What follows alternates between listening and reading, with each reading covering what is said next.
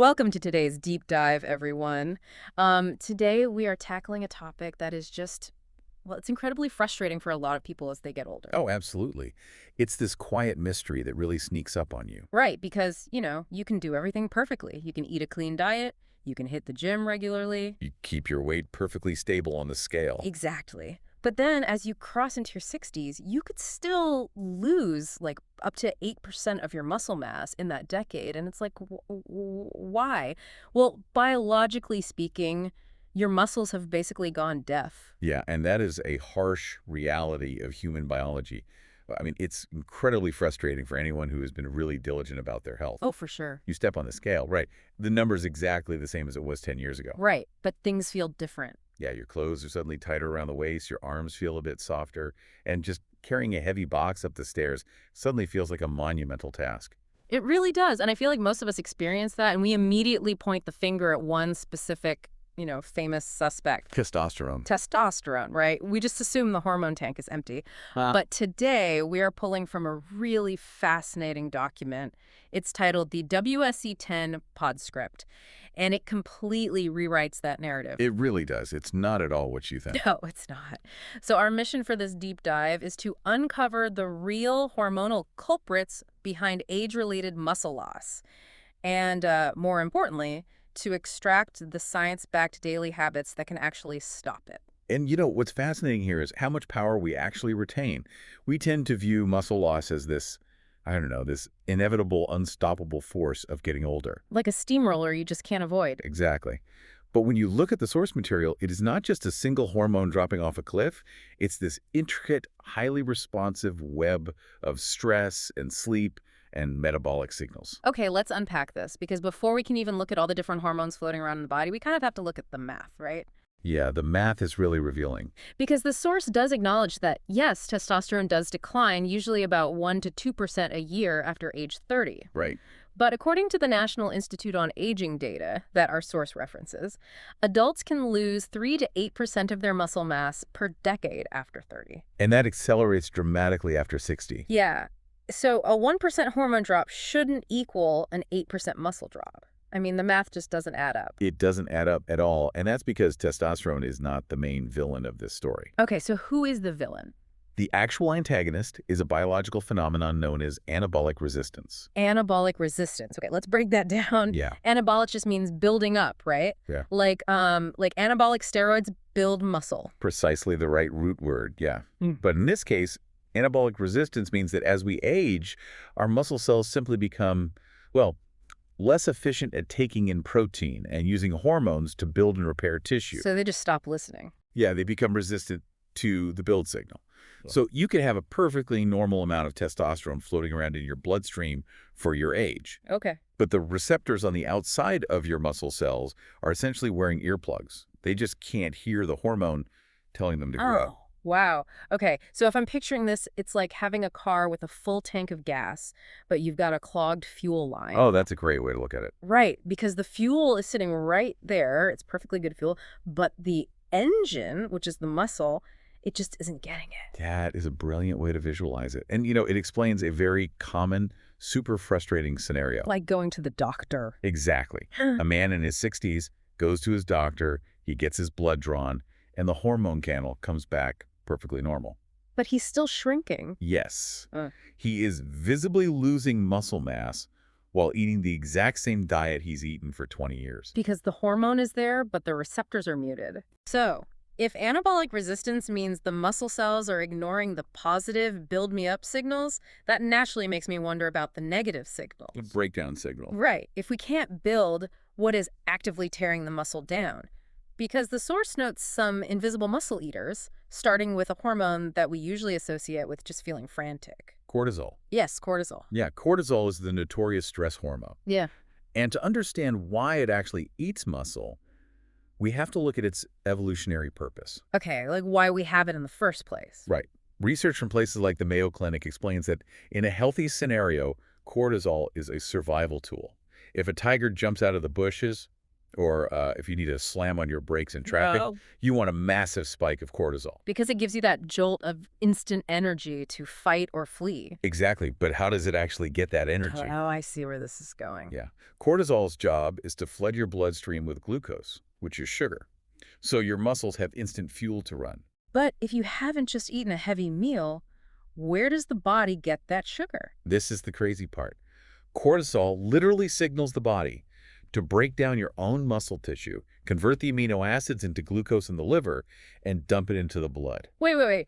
Are you saying that just being worried about something like retirement finances can physically shrink my biceps? That is exactly the biological mechanism, yes. That is wild. It is. When cortisol stays elevated for weeks or months or years, it changes from a survival tool into a literal wrecking ball. Wow. The source actually gives this deeply relatable example of a man named Michael. Oh, yeah, Michael. Yeah, he was 71, recently retired, ate a reasonably good diet, but he was losing his physical strength incredibly fast. And his issue wasn't a lack of protein or skipping the gym? No, not at all. Yeah. His issue was a constant state of low-grade worry. He was Yeah. anxious about inflation. He was worried about his adult children. It's just everyday life stuff, really. Yeah, but it was causing him to wake up in the middle of the night with his mind just racing, so his cortisol was chronically elevated. Meaning his body was in a perpetual state of breaking down muscle tissue for emergency fuel. Exactly. It makes you realize that stress management isn't just about feeling calm. Like, it's literal physical preservation. So how did Michael stop the cycle? The intervention was entirely behavioral. He didn't take a magic pill. Okay. Michael just started a simple wind-down routine. He dimmed the overhead lights an hour before bed. He instituted a strict rule of no news broadcasts right before sleep. Oh, that's a big one. The news will definitely spike your cortisol. Oh, without a doubt. And he practiced slow, diaphragmatic breathing when his mind started racing at 3 a.m. And just doing that worked. It did. By lowering his baseline cortisol, he basically signaled to his body that the famine or danger period was over. His strength stabilized simply because his body stopped cannibalizing itself. Okay, so cortisol acts like a wrecking ball. But the source also talks about insulin and estrogen as major factors in this whole web. Right? They're huge players. So if anabolic resistance is a clogged fuel line, how does insulin fit into the picture? Think of insulin as the key that unlocks the door to your muscle cells. Okay. When you eat carbohydrates, they break down into glucose. Insulin comes along, unlocks the cell, and lets the glucose inside to be used for energy and repair. Makes sense. But as we age, and especially if we're sitting a lot, if we're sedentary, those muscle cells can basically change the locks. Ah, and that's insulin resistance. Exactly. So the insulin is there, holding the key, but the lock won't turn. The door just stays shut. And because the door is shut, all that energy, that glucose, stays trapped in your bloodstream. It can't get into the muscle to fuel the repair? No, it can't. Instead, it circulates, it causes inflammation, and eventually it just gets stored as belly fat. Ugh. Yeah. You are essentially starving your muscles of energy, even though you just ate a full meal. It's a double whammy. Ah, Because cortisol breaks the muscle down for sugar, and then insulin resistance prevents that sugar from ever getting back in to help repair it. it's a vicious cycle. Which brings up a huge question for female listeners, because the source notes a very specific window for women around menopause where muscle and bone loss accelerates dramatically. Yes, that's a really critical period. So what is the mechanism there? Like, why does estrogen matter for muscle? Well, estrogen is often thought of purely in terms of reproduction, right? Yeah, exactly. But it is actually a profound anti-inflammatory hormone. It acts as a protective shield for both muscle and bone. A protective shield, okay. Yeah, it helps stem cells inside the muscle regenerate after they've been damaged.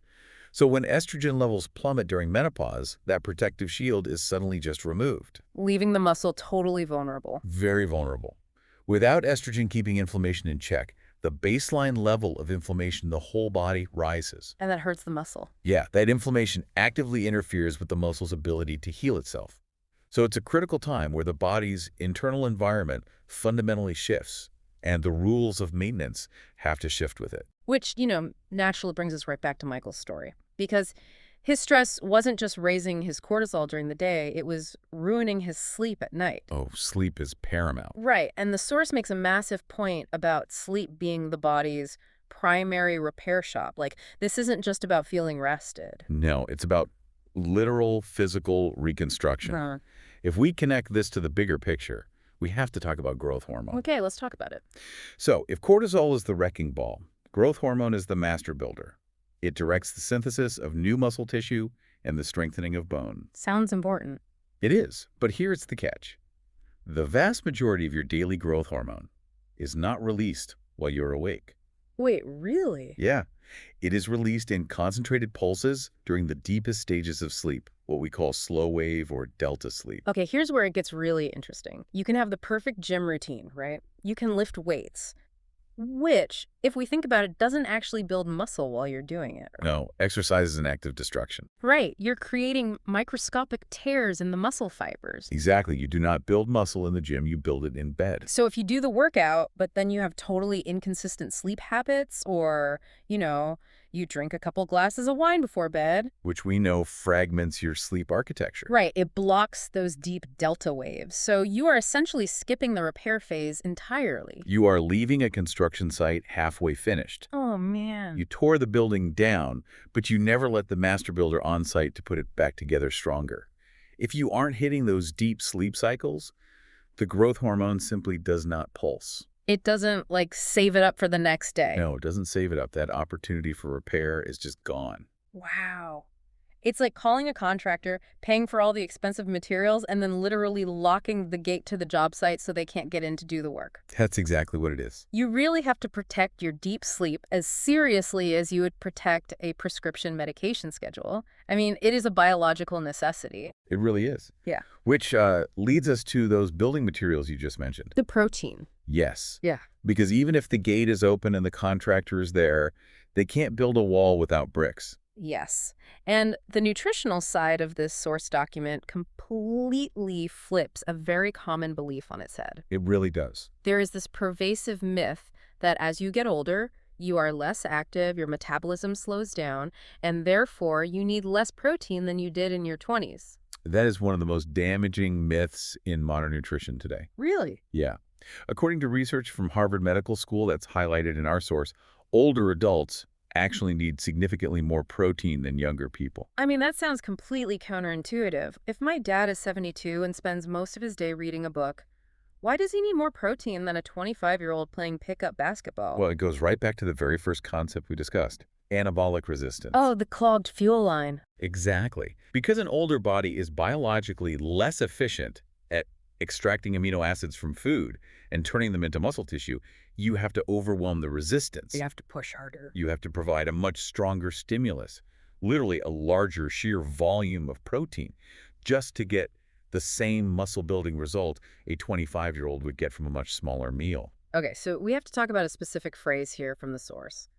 Muscle protein synthesis. Right. Now, that sounds incredibly clinical, but as I understand it, that is just the biological term for the body taking the protein we ate, breaking it into amino acids, and physically patching up those microtears in the muscle. That's exactly right. It is the literal process of weaving new muscle fibers. Okay. But to trigger that process, you have to hit a certain threshold of protein in your bloodstream at one time.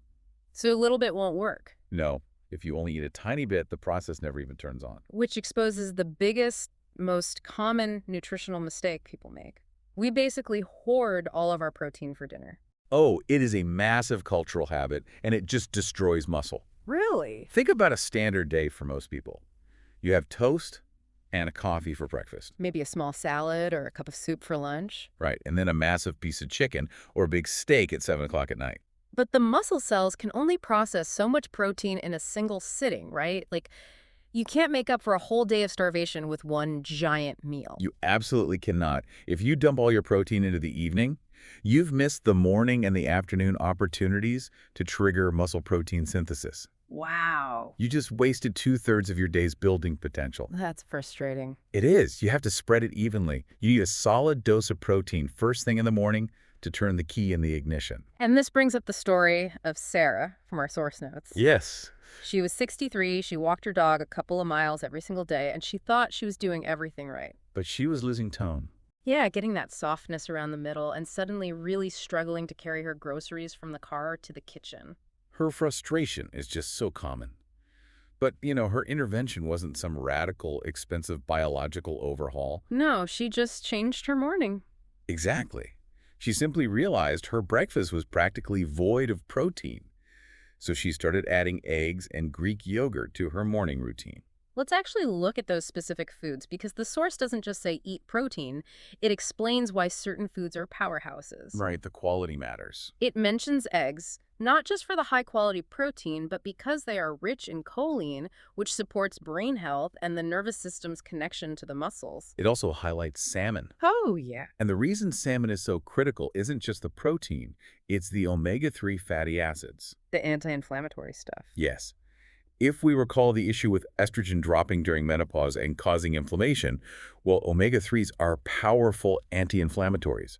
They help lower that systemic inflammation, making the muscle more receptive to growth. And it also mentions lentils and beans. Now, those are carbohydrates, but they are packed with fiber. Exactly. And if we think back to our insulin resistance metaphor, the muscle cells changing the locks, well, fiber slows down the digestion of food. Right, so you don't get that spike. Yeah, it prevents a massive spike in blood sugar, which over time helps repair insulin sensitivity. It literally helps fix the locks on the doors. The source also gives a very wise caveat regarding leafy greens. Oh, right, the vitamin K thing. Yes, greens are fantastic for bone health due to vitamin K. But if a listener is managing their cardiovascular health with blood-thinning medication, vitamin K can actively interfere with those drugs. So they need to talk to a doctor before eating a giant spinach salad every day. Exactly. It's a perfect example of how interconnected all these systems really are. Absolutely. And just to round out Sarah's story, she adds this breakfast protein, she protects her sleep to ensure the growth hormone flows, and within 4 months, she's carrying those heavy grocery bags without a second thought. It's amazing.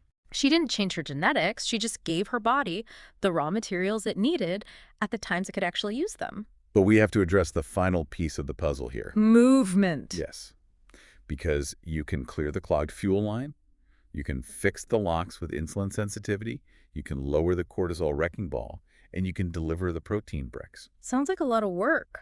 It is. But if you don't give the body a blueprint, a literal reason to build the wall, it just won't do it. You have to send the right mechanical signal. And this is where so many well-intentioned people get tripped up because they tell themselves, I am active, I walk 2 miles every day, I swim.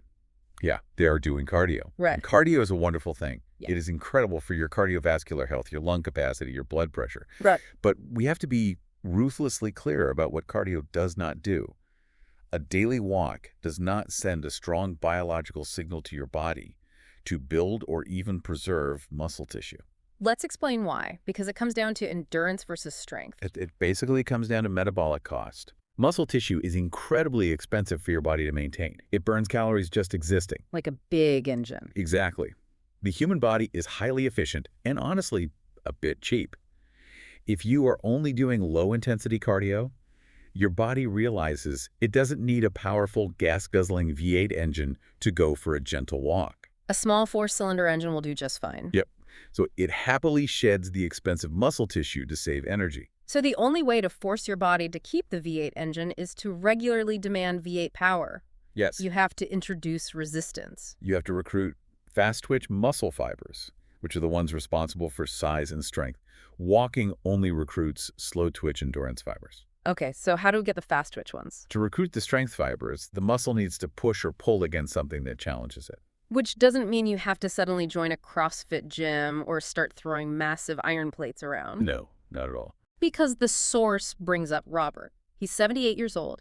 He was at the point where he couldn't stand up out of his favorite armchair without using both arms to forcefully push himself up. And Robert's intervention was brilliant because it was so accessible. Right. He didn't become a bodybuilder. He just started doing brief, seated resistance exercises using light elastic bands. Just a few times a week, right? 3 times a week. He just gave his muscles a reason to fire, a reason to exist. And the science backs this up beautifully.